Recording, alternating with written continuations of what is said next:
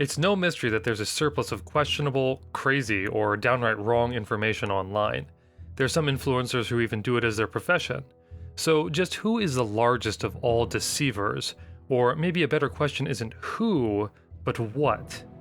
That's because this influencer isn't a single person or a company, but an entire nation's political system. This influencer is none other than the Chinese Communist Party, or CCP. So, what is the CCP influencing?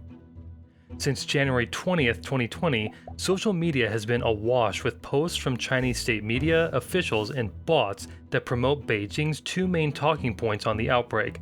Those are 1. China is combating the virus better than other nations, and 2. That other nations, especially the United States, are doing badly, are at fault, or are even the source of the virus.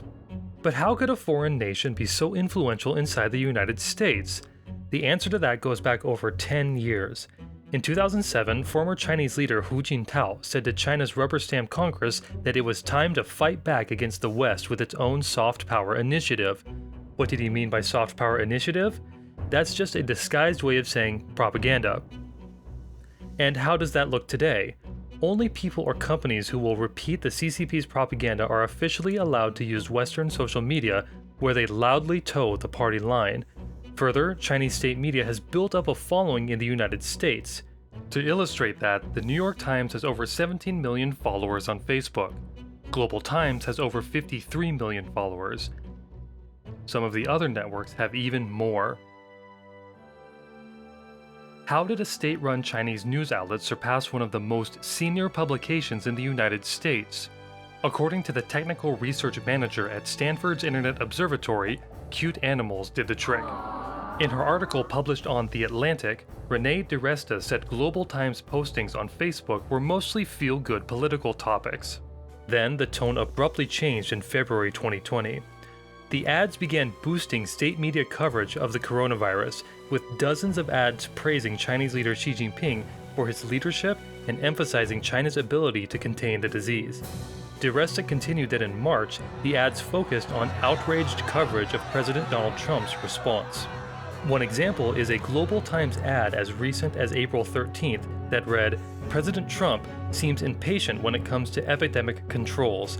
He and his team are still misleading American society." A different ad from Xinhua News described the story of President Trump replacing Corona with Chinese in his notes as racism in ink. These were initially not flagged as political ads, and have since been deleted.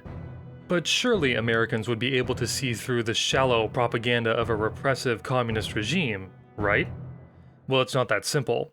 For example, some of the propaganda simply diverts blame, like a Chinese official suggesting that the United States Army brought the virus to Wuhan. But others are more insidious and exploit a psychological trait known as confirmation bias.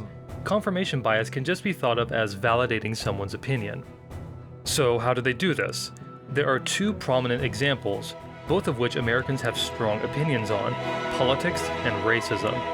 For politics, there's no question that people's opinions about President Trump are often strongly divided. And since President Trump has historically taken a tough stance on China, the regime wants him out. To do this, they stir up people's existing emotions towards the president. In social media postings, Chinese state-run media companies started including hashtags like Trump virus and Trump pandemic. This can pull people in for various emotional reasons and then feed them the CCP's narrative.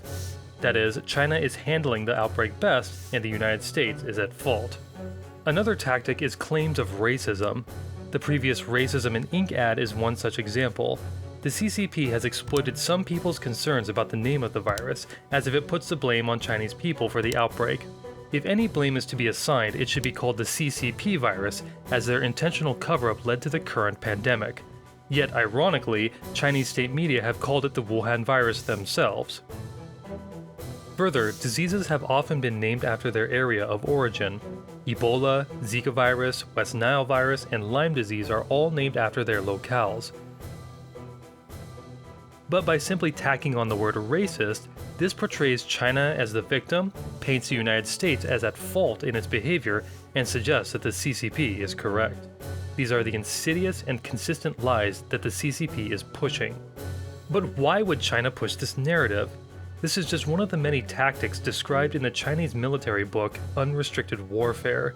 These tactics are used to overthrow a nation without combat.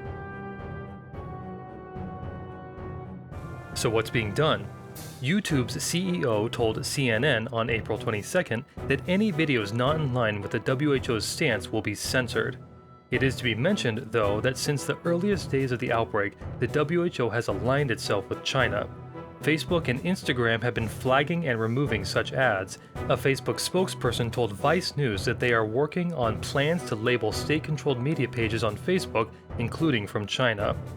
Good as that may be, it's still only addressing the symptoms and not the source.